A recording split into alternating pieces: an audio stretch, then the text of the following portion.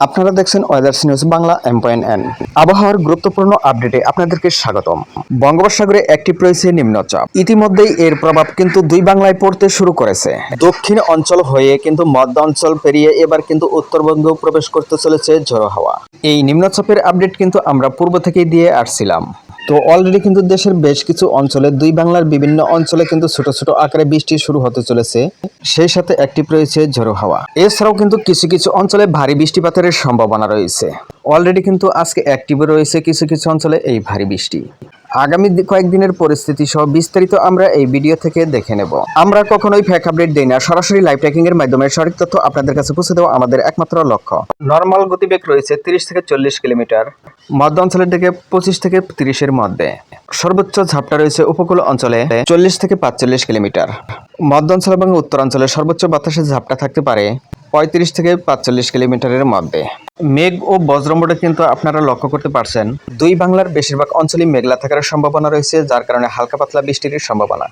এছাড়াও পূর্ব বাংলাদেশের পূর্বাঞ্চলে এবং পশ্চিমবঙ্গের দক্ষিণবঙ্গে মাঝারি থেকে ভারী বৃষ্টিপাতের সম্ভাবনাও রয়েছে বজ্রপাত সহ। এই নিম্নচাপের মূল কেন্দ্র পশ্চিমবঙ্গের উপকূল হয়ে প্রবেশের সম্ভাবনা রয়েছে, দিঘার দিকে অলরেডি প্রবেশ শুরু করেছে। তবে এই নিম্নচাপটি কিন্তু গভীর নিম্নচাপ নয়, এটি সাধারণ নিম্নচাপ। যদিও বাংলাদেশের বেশ কিছু অঞ্চলে আজকে কিন্তু বৃষ্টি শুরু হয়েছে, তবে বেশি প্রভাব পড়ার সম্ভাবনা রয়েছে আগামীকাল থেকে। আগামীকাল সোমবার। তবে বেশি ভারী বৃষ্টিপাতের সম্ভাবনা লক্ষ্য করা যাচ্ছে পশ্চিমবঙ্গের দক্ষিণবঙ্গ এবং মধ্য অঞ্চল এবং ঝাড়খণ্ডের দিকে।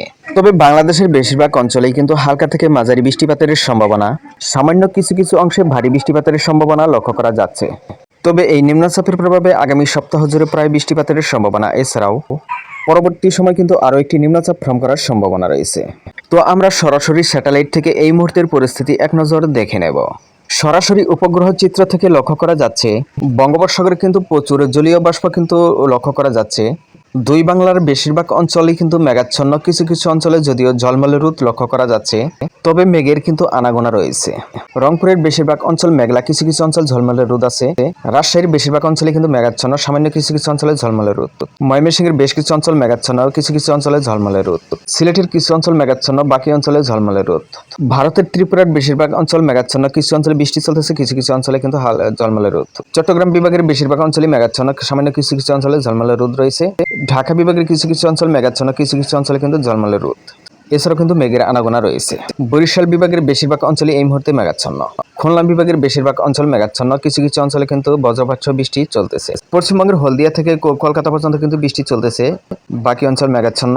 তো বাংলাদেশের সবকটি বিভাগের কিছু না কিছু অংশে কিন্তু বৃষ্টি চলতেছে, যদিও খুব সামান্য পরিমাণে এই বৃষ্টি, তবে কিছু কিছু অঞ্চলে হালকা থেকে মাঝারি বৃষ্টিও কিন্তু হচ্ছে।